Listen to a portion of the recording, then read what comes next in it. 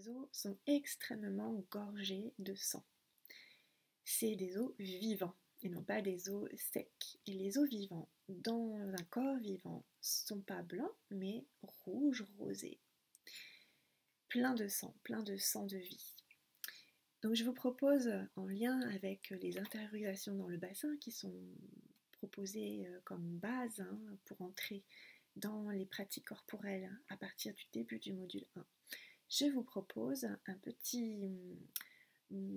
jeu d'inspiration dada, donc tout en légèreté, pour se détendre et pour prolonger ces connexions corporelles, ces explorations corporelles, tout en laissant venir la possibilité progressivement d'accueillir des mots qu'on pourra écrire, mais sous une forme vraiment spontanée, sans contrôle, sans trop, le moins possible, de contrôle mental, pour vraiment recueillir la parole du corps. Alors pour cette petite pratique d'aujourd'hui, je vous propose donc de télécharger l'illustration que vous avez déjà peut-être téléchargée. Vous pouvez donc la télécharger plusieurs fois pour pouvoir faire différentes choses avec les illustrations.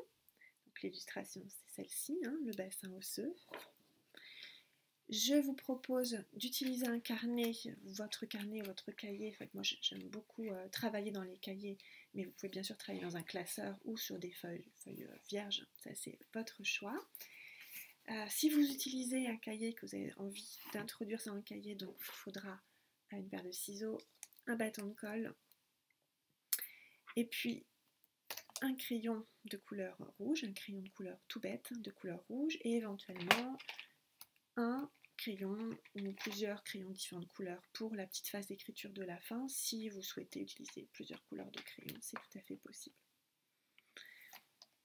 Voilà, je vais le faire avec vous et je vous donnerai des petites consignes de temps à autre, et puis à la fin de cette petite vidéo vous allez avoir un petit récapitulatif dans des consignes qui vont arriver en déroulé tout à la fin, et que je remets aussi dans le descriptif de la vidéo pour que vous puissiez faire des pauses, préparer votre matériel, revenir en arrière si vous le souhaitez, mais que vous puissiez avoir toutes les consignes à un endroit bien précis.